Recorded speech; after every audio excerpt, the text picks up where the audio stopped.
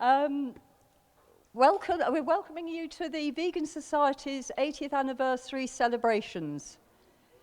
Pause for claps. I'm delighted to welcome the Right Worshipful, the Lord Mayor, Councillor Zafar Iqbal, to open proceedings this evening. Thank you very much. Welcome. Thank you. Can I say I'm very pleased to be here. I've only been in the job for 2.5 weeks. So this is my big event, and I'm really dyslexic, like Benjamin was, and he was my role model. So, I've written a small speech I had to read. So, very warm welcome to everybody. So the Vegan Society's 80th anniversary at the Birmingham Library. As the Lord Mayor of Birmingham, I'm delighted to welcome you to the event, celebrating the long history of the Vegan Society, the vegan movement, and Birmingham's central role in the radical history. Birmingham has been a pivotal role in shaping both the vegan and the vegetarian movement and remains focal point of those advocating for plant-based lifestyle. In 2007, the Vegan Society moved its offices to Birmingham Jewellery Quarter, and fortunate to have its beloved poet Benjamin Zephaniah as a long-standing patron before his death in 2023. Later, I will hand over to his wife, J.N. Zephaniah, who will introduce a memorial lecture in his honor. With vegetarian recognized as philosophical belief under equality law, it is clear that this is a distinct and steadily growing community, many of whom I represent in Birmingham and the West Midlands. Research estimates that there are around 90,000 people in the West Midlands following vegan or plant-based diet. It is wonderful to have the opportunity to celebrate this community and provide the opportunity to have the wider public to learn more about the lifestyle and with a fascinating look at history and its future. This evening will give an exclusive first look at the Society's exhibition, Veganism, Past and Present, the Future, in the gallery along with reception. The exhibition looks at the history of society since its founding in 1944, Birmingham's own history from pioneering Victorian restaurants to the vegan musicians of Black Sabbath.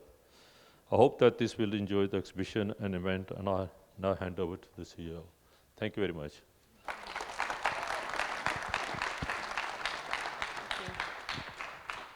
Can you hear me without the mic? Yeah. Wonderful. No? Okay, is this better? I'll talk softly then, because I can shout, and I've now got a box to stand on. Slightly disconcerting, but quite nice, because I didn't wear heels this evening. So I just want to echo the very warm welcome that you've already heard. And it's just so lovely to be here in the presence of our members, our volunteers, our customers, partners, and colleagues to celebrate the Society's 80th anniversary. An anniversary is a time to look back at the time has passed, what's been achieved to date, to celebrate the journey so far, and it's also an opportunity to look ahead at what we want to achieve together over the next 80 years. It's therefore an absolute thrill for me to introduce you to our brand new exhibition, Veganism, Past, Present and Future, which does exactly that. To our knowledge, it's the first exhibition dedicated to veganism as a specific subject, and I'd like to acknowledge the really hard work, phenomenal hard work actually, and talent of the Society's exhibition curator Harjeet Kaur, who, assisted by Amrit Dol expertly, made the exhibition happen in a short space of time, and the Society's exhibition volunteers, Alice, Lauren, Sarah, Anthony, and Audrey. We are particularly delighted to be holding the exhibition here in the largest public library in Europe, and of course in Birmingham, which has been the home of the Vegan Society office for a number of years. And we're also really pleased that this evening we have some of the relatives of Donald Watson and Sally Shrigley, two of our founder members here tonight. Tonight, one of our Research Advisory Committee members, Dr. Matthew Melsa, will deliver the Benjamin Zephaniah Memorial Lecture, excuse me, which will look over our collective history. And afterwards, you'll have the chance to view the exhibition for yourself and to see our new future-facing campaign. We have come an incredibly long way since that day in November in 1944, when Donald Watson, one of our key founders, called a meeting with 5 other non-dairy vegetarians to discuss non-dairy vegetarian diets and lifestyles. Though many people, a handful of people, I guess, held similar views at the time, these 6 pioneers were the first to actively found a new movement, and our charity coined the word veganism. The principles of vegan living, avoiding the use of animals for food, clothing, entertainment, or other purposes, are of course far older than 1944. Many cultures, faiths, and communities have practiced plant-based living for generations, often rooted in values of social justice, compassion, spiritual belief, non-exploitation, and ecological care. Jain communities in India have upheld non-violence to animals for centuries. Rastafarian and Ital diets emphasize purity, plant-based food, and a rejection of exploitation. The word veganism may be relatively new in our collective lexicon, but the values behind it are ancient and global. We should be incredibly proud of the growth of our charity's work over the last 80 years and the progress of the movement into the mainstream. Our modern movement is made up of a rich and vital tapestry of grassroots activists and communities, and leaders like Benjamin Zephaniah, who we are honouring tonight, who used his platform to champion inclusive veganism rooted in compassion. What we are trying to do is not easy. We're challenging a deep-rooted paradigm through which society has long viewed itself. Speciesism is deeply embedded in societal norms and attitudes, and we're asking people to change their way of life, their habits, and even aspects of their identity. It's going to take time, and it's going to take pressure, and it's never, ever going to be fast enough for the millions of sentient beings who are commodified and objectified and suffering in the meantime. But we also know that this is a marathon and it is not a sprint. There are, of course, signs that things are shifting in our favour. Veganism is undeniably a much more mainstream belief now than it has ever been. In 1944, the society had just 25 members. Now, our research shows that around 3% of people in the UK alone identify as following either a vegan or a plant-based diet, and that equates to roughly 2 million people, which is frankly phenomenal. I don't think I can meet anyone new without them telling me about their vegan grandchild or their neighbour or friend. It's transformative. And thanks to some seminal work done by the Vegan Society, veganism is now recognised as a legitimate philosophical belief entitled to legal protections, just like any other protected characteristic. Our team is doing incredible work to ensure that vegans get the respect and the provision that they're entitled to. International chain restaurants and food service businesses have made public commitments to moving towards plant-based menus. We might not love everything about these companies, but any shift away from animal agriculture, especially one driven by consumer demand, is a step in the right direction. The Vegan Society itself has over 70,000 trademarked products, and major brands are creating new ones every single year. And just a nod and a thank you to those trademark clients who have filled the goodie bags that you will be departing with at the end of this evening. Veganuary is now a standard part of the calendar, and nearly 10% of the UK population say they've taken part. The Danish government has a plan to transition to a more plant-based food system, and other countries are following suit. Of course, we've got so much more to do to make it easier to go vegan and to stay vegan, but these are all reasons to celebrate and feel positive about the future. And every single person here this evening has helped push that forward, whether through advocacy, conversation, the consumer choices that you make every single day, or that all-important community work. Movements are made by people, and we should never underestimate the power of leading with humility as we carve this pathway to change. We've got further to go, but I'm confident that we can get there. And now I'd like to very warmly introduce Chen Zephaniah, wife of our late ambassador Benjamin Zephaniah. It was a great sadness to lose Benjamin at the end of 2023. He was an incredible champion of the society, and we're so pleased to be able to honour his memory at this event. Chen is going to say a few words about Benjamin and his legacy. Thank you, Chen.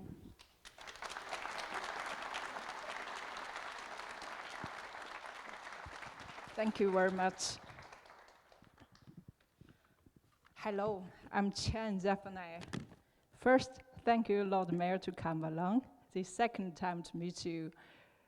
I thought you forgot my name, but you got a really good memory. And thank you for Vegan Society to organize this such meaningful contribution for Benjamin. Benjamin would be really happy for it. Now I have to read. It's a long talk. Oh, thank you for honor, Benjamin, tonight. Your ambassador, my dear husband, and a man who lived veganism as a revolutionary of love. He often said being vegan isn't a sacrifice, it's a joy, it's love. And that joy radiated from him every single day, every meal. At 13, Benjamin chose veganism when he realized he could not eat his friends. For over 40 years, he wore that shoe like armor. As your ambassador, he turned conviction into art, from truth or dairy to love and life. Have you ever watched the film he did in 1990s about truth and dairy? There is a documentary about it. It's really beautiful, meaningful. And his anthem for world vegan months. But he also demanded honesty in language. He would say, I don't eat animals. Never just, I don't eat meat. His poem, Hope, offered strength and good wishes to many. Two lines is I've got nobody inside me, and all of me is me. And his collaboration with Moby, which is pride. It wasn't just the music, it was a challenge. A call to accountability, asking, where is your pride? Means align your choices with your soul. Benjamin lives that every day. Even his playful poem, Talking Turkeys, I think everybody or you know that. Every Christmas, the children will read about it. And two lines, be nice to your turkey this Christmas. Don't eat it, keep it alive.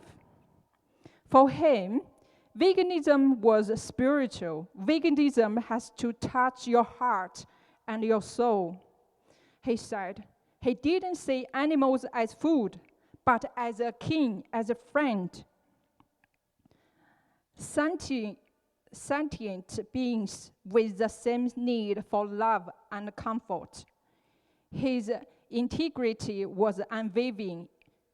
In 2003, he famously rejected the OBE. I know a lot of people say, he just objected the OBE. Why do you always talking about it? It's already a history, but it's not, because it still carry on. So this is condemning the empire's legacy of slavery, brutality, and rape.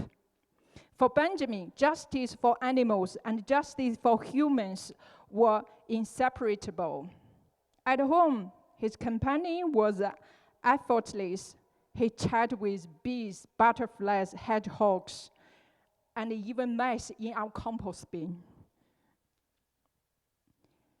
And he wrote of shimmering fish he owned to protect. His children's book, People Need People, echoed his belief that people included all beings.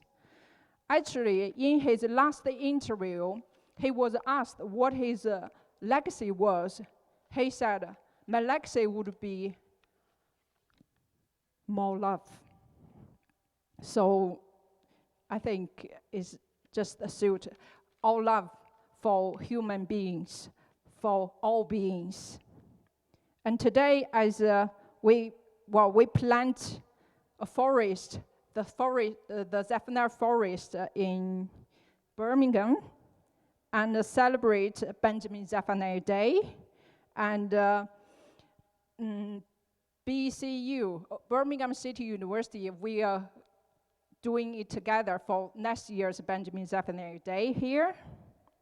And Birmingham City University has honored him by naming a building after him.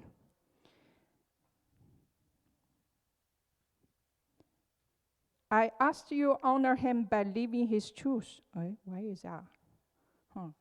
I don't know where I'm going. Support the vegan society. Speak plainly. I don't eat animals, and remember his words.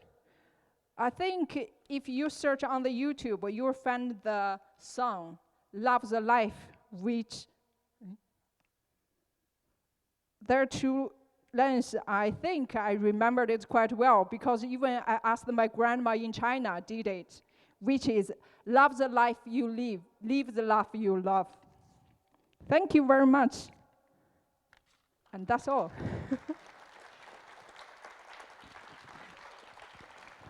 And next to that, please join me in welcome Dr. Matthew Melsa. Matthew, who some of you may remember as Dr. Matthew Cole, is a senior lecturer in criminology at the Open University. He's been researching and writing about veganism for over 20 years, with a particular focus on how vegans are presented in the media, how veganism is sometimes framed as culturally abnormal, and how we can challenge those ideas. As an academic, Matthew has helped shape vegan sociology into recognized and respected field of study. He's been closely involved with the Vegan Society for many years, serving as trustee from 2008 to 2012, and chairing the Council of Trustees in his final year. After that, he went on to help fund the Vegan Society's Research Advisory Committee and served as its first chair. More recently, Matthew has led the Donald Watson Archive project, preserving and digitalizing the papers of Donald Watson, one of the Vegan Society's original founders, and some we are honoring in this very exhibition tonight. He speaks to us on the theme, the greatest cause on earth, celebrating the radical optimism of veganism. Please raise your hand. I'll give Matthew a great welcome. Thank you.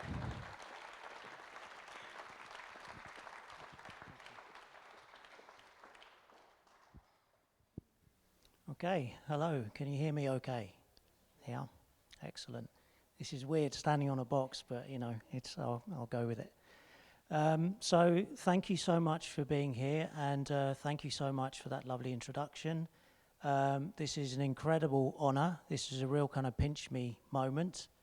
I can't quite believe I'm standing here, but I'd better believe it and get on with it, right? And deliver this lecture. So the greatest cause on earth, celebrating the radical optimism of veganism. So as you can see, that first line is in quotation marks. So those are the words of Donald Watson, writing in the early days of the Vegan Society. And this was his, bold claim. Veganism will be the greatest cause on earth. The scope of it really knows no bounds in terms of the seismic transformation it would involve if we can achieve veganism finally.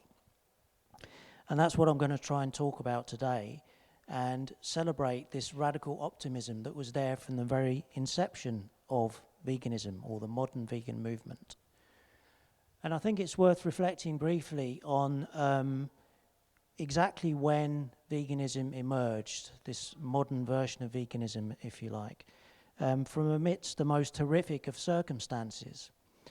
So one of the things that you'll see upstairs in the exhibition is Donald Watson's conscientious objector form. So this is the bit of bureaucracy, the document that he had to fill in to apply to be a conscientious objector in World War II. So you can see a bit of a fuzzy screen grab there of the form. You can see it more closely upstairs, including a transcript. And here's a quote that I've taken from it. To deserve peace, we must make retribution inoperative by abolishing cruelty. The sanctity of human life must be respected under all circumstances, and all animal exploitation must cease. So even when his main object was to avoid the call-up, to avoid fighting in World War II, to avoid being a combatant, opposing animal cruelty, as he put it then, was still central to his beliefs, central to his motivation, and he was putting that front and centre in this document, which I think is quite remarkable. 6th of July 1940. And then following on from that, you heard brief mention of the Donald Watson Archive Project, which I'll talk a bit more about later on. One of the things we found from this archive project was a letter that Don wrote. Don, as he was known to the family, I hope it's okay if I refer to him as Don. And in this letter, which was from 1994, he gives this account of the invention of the word vegan, which was wonderful news to us when we discovered this letter, because we didn't know about this story. And again, you can see a transcript of it there. It is not generally known that the word vegan was coined by Dot and me, Dorothy Morgan, who would become his wife, when we were sitting out between dances at the Palais de Danse in Leicester one Saturday afternoon in the 1940s, during World War II, shortly before the formation of the Vegan Society. And I think that is absolutely remarkable, because what we have there from this rejection of combat in the conscientious objector form, a few short years later, we have this word being coined to represent such radical optimism emerging from a loving relationship in the midst of an everyday experience, but in this broader context of a world war, which I think is really incredible. And I think that really brings home the radical optimism of veganism. At the absolute worst of times, there is still hope. There is always hope.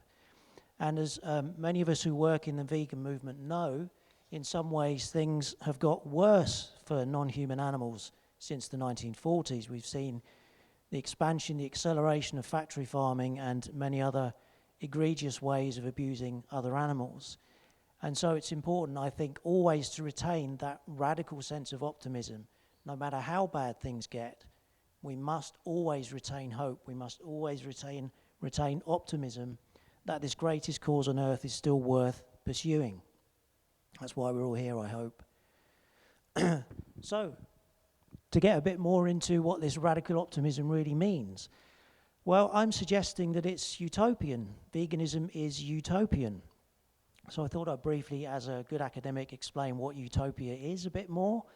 So go back into its roots from Thomas More's 1516 novel Utopia. And it's originally a pun in Greek. It's combining two meanings together. Utopia combines the Greek for good place and the Greek for no place. So a utopia, and here's a representation of Thomas More's Utopia, which was an island, a fictional island in the novel, is both a better place that we can imagine, but we have to imagine it because it does not exist. Utopia is not there yet. Now, unfortunately, over the years, since the term was coined, it's come to be seen as a bit of a pejorative term. Utopia is often used dismissively. Oh, that's utopian, this is fanciful, it will never happen. It's a way of dismissing radical ideas. But this is not the way utopianism is perceived within sociology, within utopian studies. It has a very, very different interpretation, a much more positive and radical one. So here from Karl Mannheim, who was a Hungarian sociologist, in his 1929 book, Ideology and Utopia, he insisted that the function of utopias was to burst the bonds of the social order. Utopias presented to our imaginations a way of completely reconfiguring the world, to be able to reflect on everything that was wrong with it and how we might right those wrongs and what vision of the future that might present to us. So utopias from this perspective are not something flippant, they're not something throwaway, it's not a pejorative, it's in fact critical. Critical in the sense of being a critique of the terrible state of things, the terrible ways that things are going for non-human animals in particular, and many human animals too, of course, but also critical in the sense of being vitally important. We need utopias, we need utopian thinking to inspire us, to keep us motivated, even when it feels like we're in the worst of times. And so a vegan utopia, a vegatopia, I think is what we're trying to move towards. But to move towards something, we need to know what that something is. So in the spirit of this exhibition, which is looking back as well as celebrating the present and looking forwards, I'm using a lot of quotations in my talk from some of the early days of the Vegan Society, some of the earliest writings. You'll see lots of quotes from Donald Watson, but also quite a few from Leslie Cross, who is one of the key early members of the Vegan Society, and this is from him in 1954. Only when we see veganism as a doctrine not of restriction, but of freedom, do we fully comprehend it. And that's absolutely vital to remember. And all of us here probably know that very, very well. But we also know that one of the ways that veganism is often opposed or undermined is this idea that it's restrictive, that we're somehow suffering, that we're denying ourselves things, and it's all a bit miserable and sad. That is not at all the case, and we've heard about that already. Veganism is to do with joy, joyful living, and loving, and compassion. And Leslie Cross captured that repeatedly, not just in this quote, but I think this one is especially important. And it was really wonderful for me to see that one of the things the Vegan Society is doing right now is using utopianism, directly, explicitly, in its campaigning. And I think you can see this virtual exhibit upstairs. I think it is running in the... Yes, thank you, I've seen a nod. So you can enjoy this at your leisure. But I just wanted to read out part of the blurb for this virtual exhibit, which is led by a virtual Donald Watson. We sincerely hope our utopia inspires you to consider our collective future and take action to help us build a compassionate, healthier, and more sustainable world together for the benefit of all.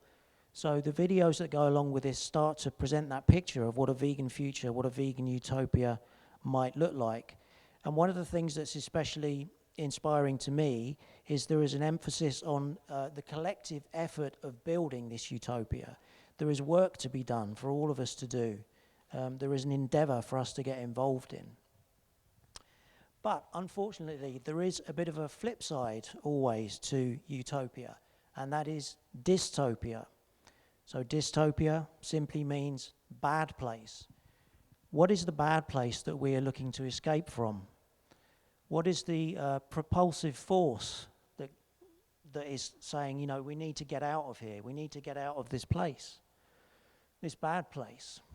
Well, again, some of the early writings of the Vegan Society gave us some really important ideas about this. So firstly, again, from Leslie Cross, 1949, veganism may be defined as the principle of the emancipation of the animals from exploitation by man. Now, of course, there was conventionally sexist language for the time, so man and so forth.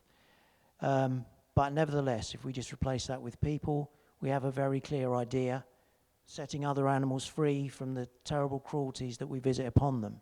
But also, going alongside that, from Donald Watson, we seek to emancipate ourselves from parasitism on animals. So, it is taken for granted in our still speciesist culture that dominating other animals is one of the things that makes this utopia. We're already in the good place because we have this power. We dominate and control other animals, and that's wonderful. It shows how important we are, top of the food chain and all that. Donald Watson says no. It's the absolute inverse. This is not a power to be celebrated. This is a parasitism that we ought to be ashamed of and that we ought to do something about. But how do we go about recognizing that we are actually living in dystopia and not utopia? It's not that simple. And one of the reasons it's not that simple is kind of the focus of my sociological research for the last 20 years. Much of it carried out with my wonderful partner, Kate, who's hiding at the back somewhere, I think. And if you can just permit me a brief personal moment, today happens to be the 19th anniversary of the day we met. Well, thank you. Thank you.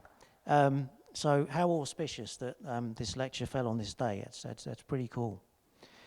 So one of the things that we've worked on over these last 20 years is what we're now calling the animatrix, this kind of conceptual map of the way that speciesism works. And the term animatrix was given to us by one of Kate's students, Megan Simpson, who just came up with this when Kate was teaching about our ideas. And Megan just said, but that's an animatrix, surely. Why aren't you calling this an animatrix? It just captures everything about it. In other words, the way that we use other animals is like the Matrix. It's this false utopia, this false sense that this is a good thing, these different forms of control. So I could spend far too long trying to explain this, but rather than do that, I'm tremendously honoured, and I was tremendously honoured, that I produced an animated video for the Open University using some of these ideas, and Benjamin Zephaniah very kindly provided the voiceover. So I hope this technology will work and we can hear Benjamin explaining it. Speciesism may be a strange sounding term. So, what does it mean? Speciesism is a prejudice against members of other species. It is shaped and reinforced by institutions, patterns of social behaviour and cultural beliefs. Speciesist ideas, such as the belief that other animals don't feel pain or don't have complex emotions, are often used to justify or excuse harming other animals. Speciesist ideas are also behind the belief that humans are exceptional and that human interests are the only interests that really matter. So how have we learned to accept speciesism? This happens in two ways. Firstly, by categorizing animals according to how we use them. These categories differ in terms of the extent to which we treat other animals as objects or things, versus treating them as subjects or people. That is, creatures with thoughts, feelings, who have preferences, such as wanting to avoid being harmed. A neat way to think about this is to consider whether another animal is thought of as someone or something. Secondly, it works by making animals more or less visible to us. In a nutshell, the animals humans treat relatively well and the objects we make from animals are more visible in society, but the living animals humans harm are less visible. It's not only that we don't see their harmful experiences, but also that we don't hear them or become aware of their experiences in any other way. Putting together the two concepts we've just looked at, we can map out the results. This helps us to visualize how animals that humans most usually harm are treated the most like objects, and the ones we also pay the least attention to. Speciesism takes attention away from animals who are the most exploited, for example, animals confined on factory farms, and directs attention towards those who are least exploited, and in some cases completely fictional animals, such as cartoon animal characters. We can simplify this map to make it easier to see how speciesism boils down to categorizing other animals in 4 ways. 1. Those who are cared for and loved as friends. 2.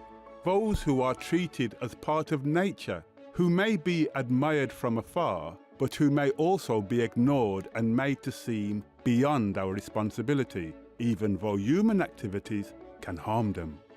3. Those who are treated as things. which includes any animals consumed as food or products, but also the real or fictional animals who are made into objects of entertainment. 4. And finally, those who humans confine and kill, often to produce things. Make no mistake that some animals are put into more than one category, depending on the uses that humans make of them. So, in conclusion, speciesism works by drawing attention away from animals who are most exploited and who suffer the most because of human actions, and towards animals who are already relatively safe from harm. To find out more about speciesism, head over to OpenLearn on www.open.edu/openlearn/veganism.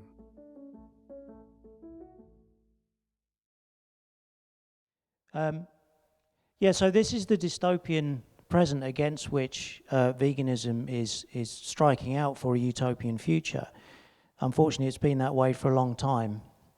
And it seems quite robust. But one of the things that Kate and I always try to emphasize in our work, that this speciesist architecture, this complicated system, is in fact remarkably fragile.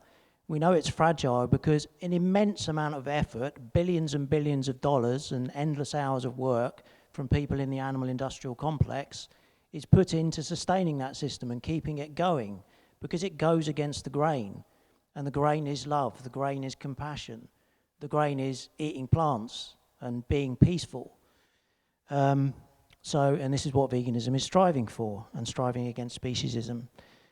So moving back towards that more positive side of things, but as a way to get there through a sad story, I wanted again to return to Donald Watson. And this, I guess, fairly famous quote from an interview he gave in 2002 with George Roger, George, who was a long-standing trustee of the Vegan Society. And here Don is reflecting on his childhood and a really formative experience.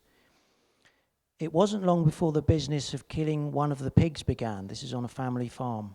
And I still have vivid recollections of the whole process from start to finish, including all the screams, of course, which were only feet away from where this pig's companion still lived.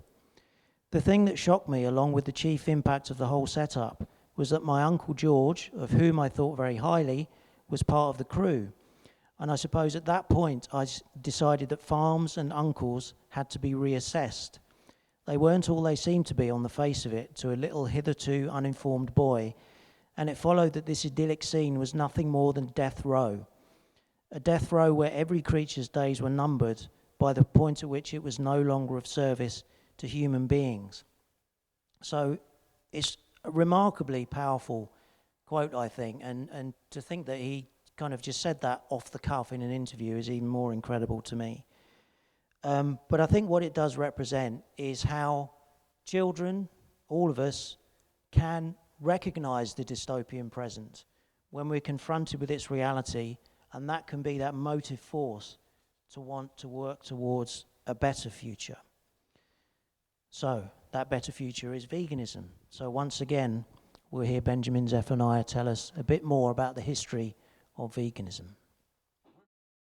Whether or not you are vegan or know any vegans personally, you've probably noticed veganism becoming more prominent recently, whether on food labels, in the news, or being a topic of discussion among family, friends, or colleagues.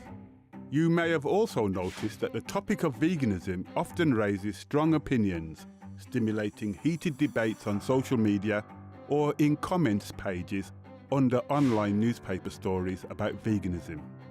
Sometimes in these debates, things can get personal, with the historical roots of veganism and the motivating ideas behind it getting buried.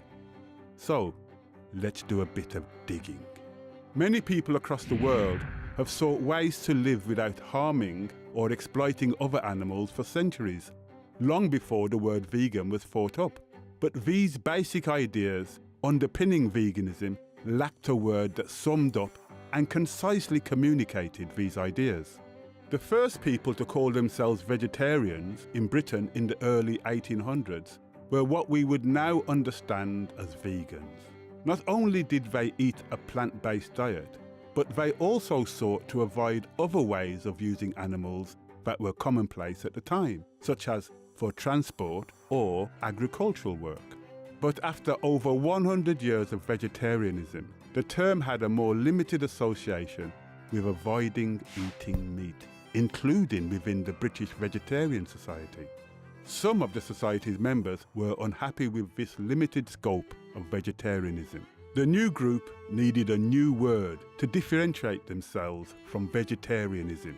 It was in this context that a young couple closely involved with this new group, Donald Watson and Dorothy Morgan, on a night out in the early 1940s at the Palais des Danses in Leicester, came up with the word vegan. Equipped with the new term, the new group formed the Vegan Society in 1944. While the ideas behind veganism have a long history, veganism was first defined by an early member of the Vegan Society, Leslie Cross, and was adopted as the Vegan Society's official definition in 1951. The word veganism shall mean the doctrine that man should live without exploiting animals. One of the key tasks that this new society set out to achieve was to uncover all the hidden ways that other animals were being exploited, such as investigating animal ingredients in toiletries, cosmetics, medicines, and clothing, as well as in food and drink. To put this into sociological terms, the early pioneers of veganism focused on exposing the extent to which social structures depended on exploiting non-human animals.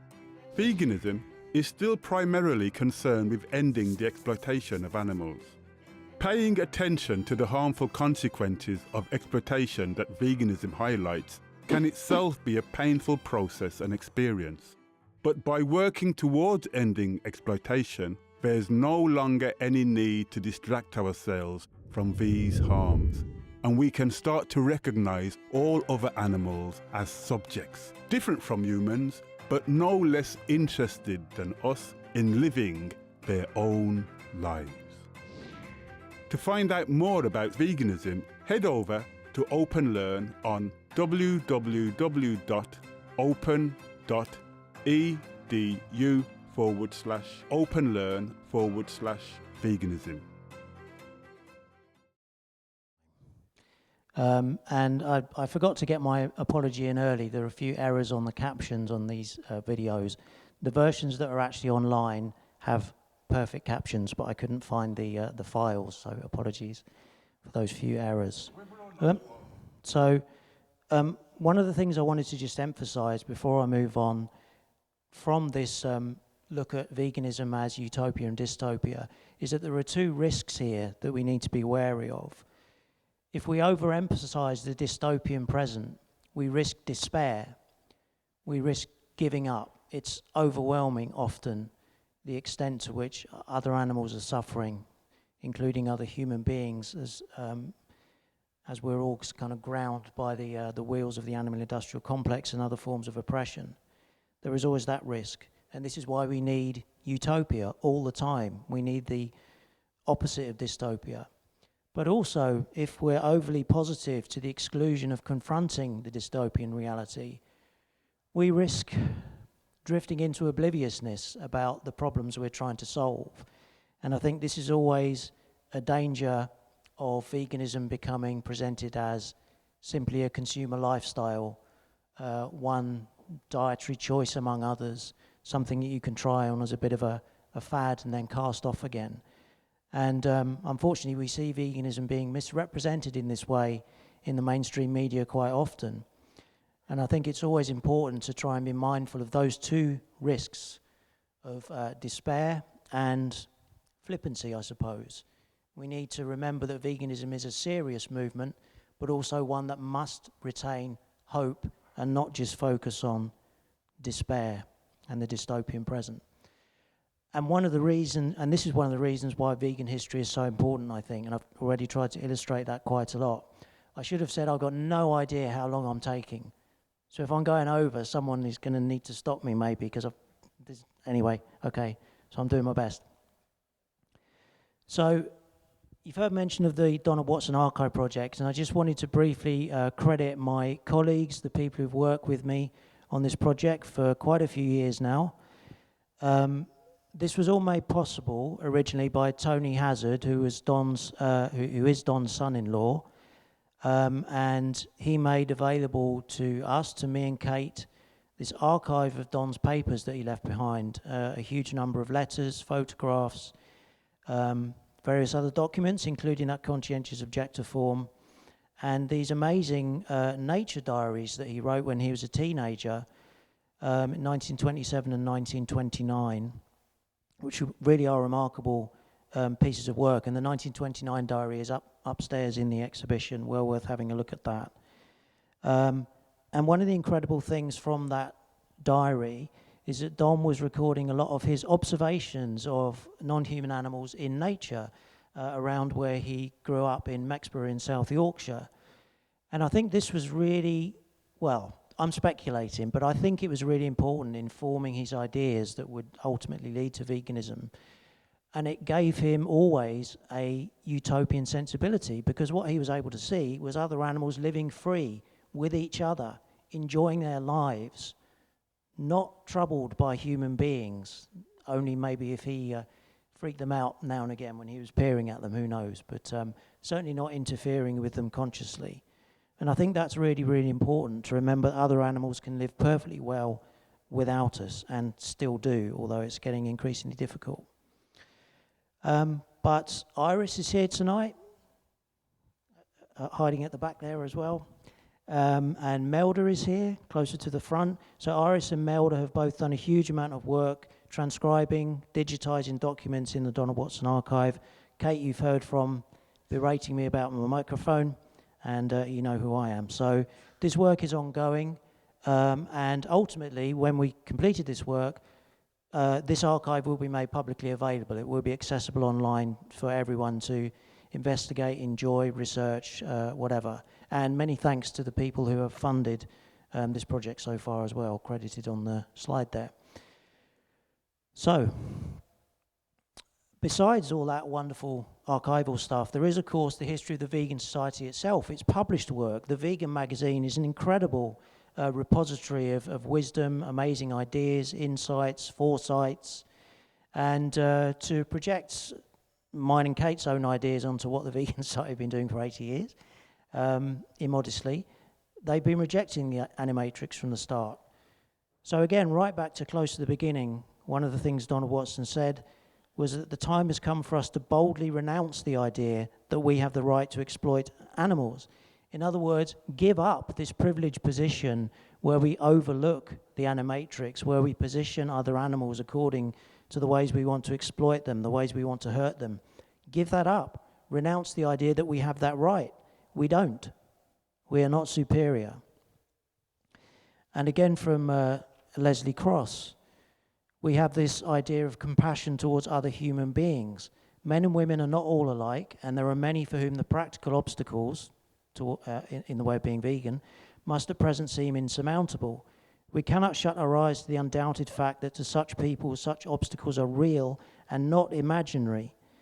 And I think, unfortunately, in the vegan movement, sometimes there can be an overemphasis on veganism being easy, and, you know, it's everyone's personal responsibility to adopt it.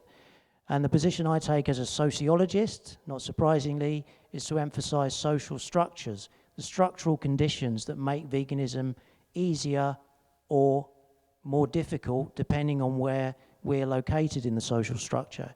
It's not always easy yet. So what we need to do, the great task in terms of building this utopia, is not just individually persuading other people to go vegan, although of course that's important and great, but we need to change the social structures so that veganism becomes the default, the norm. And this is what the Vegan Society has been trying to do too. It's been trying to help people get over some of these practical obstacles. So again, right back to the beginning, the Vegan, i.e. the magazine, will devote some space in each issue to the consideration of diet problems, offering practical recipes and advice, It's hoped the reader will avail themselves of this opportunity to write for suggestions as to how their difficulties may be solved. And then again, we see some of the very first vegan cookbooks produced under the auspices of the Vegan Society, including from Faye Henderson, who's pictured on that slide there, who also gave a great many cookery demonstrations up and down the country. And another excerpt from an early vegan magazine. Mr. Drake and Mr. Spencer have undertaken the work of making extensive inquiries to ascertain whether foodstuffs and commodities conform to vegan requirements. So that's something that sounds a little bit banal perhaps in a way, but it's actually really profound. What that work is unveiling the dystopia, unveiling the animal industrial complex, unveiling the way in which speciesism penetrates into our everyday lives so perniciously and so invisibly. And of course, this work is what the Vegan Society still does to this day through the vegan trademark, for example. And this work is absolutely crucial. We need to document this dystopia which we're opposing. We need to understand it in all its inglory. And going back to Karl Mannheim's notion of utopias as bursting the bonds of the social order, the social problems confronting veganism were also very much front and centre of the minds of the early vegan pioneers. So again, from Donald Watson, it is not our wish to hide the fact that strict veganism involves us in new problems, chiefly of a social nature. The world is organised to cater for the orthodoxy, the speciesist orthodoxy, and those who choose to depart from orthodoxy must be prepared to lay their own roads. They must do so under hostile criticism from many quarters. And of course, vegans do still suffer hostile criticism from many quarters, and we're all aware, I'm sure, of some of the stereotypes that vegans are subjected to. And that's something also I've written about in the past in some of my sociological research. And again from Donald Watson, the problem most pressing to the vegan is not whether the diet is adequate, but the social implications. How do we live in a non-vegan world? This is one of the pressing issues from the early vegan movement, and it's still something that's important. And I have been given a 5-minute warning, so I am trying to get to the end. I can do it.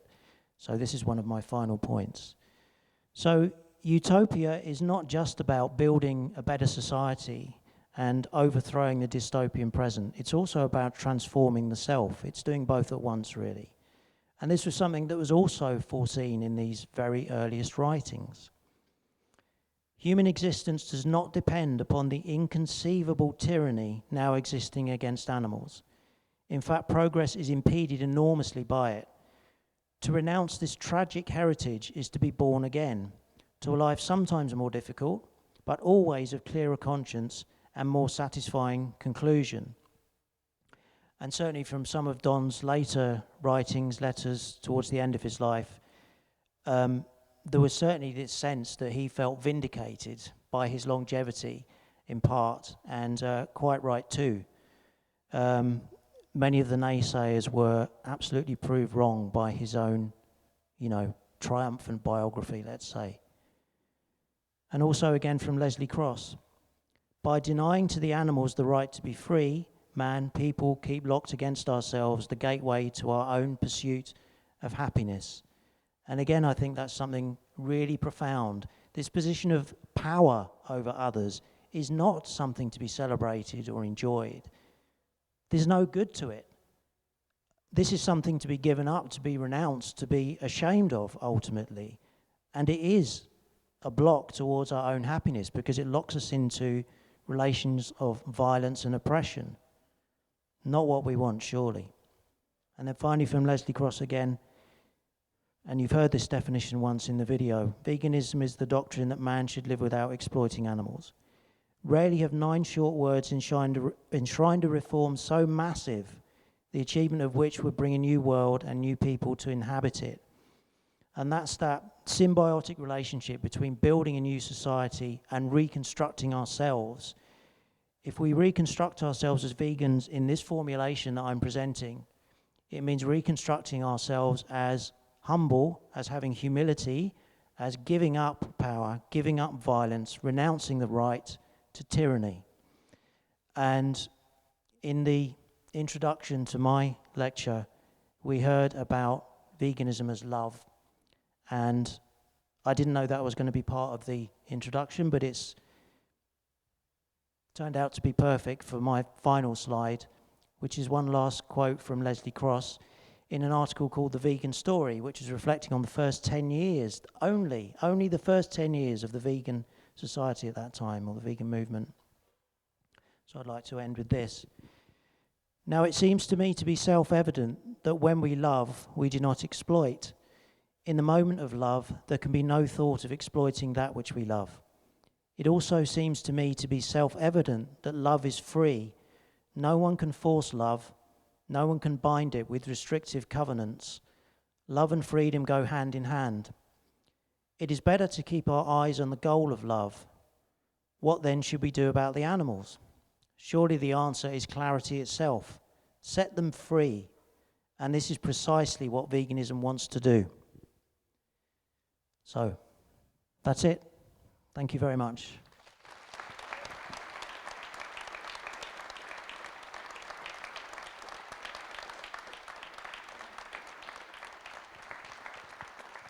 Thank you.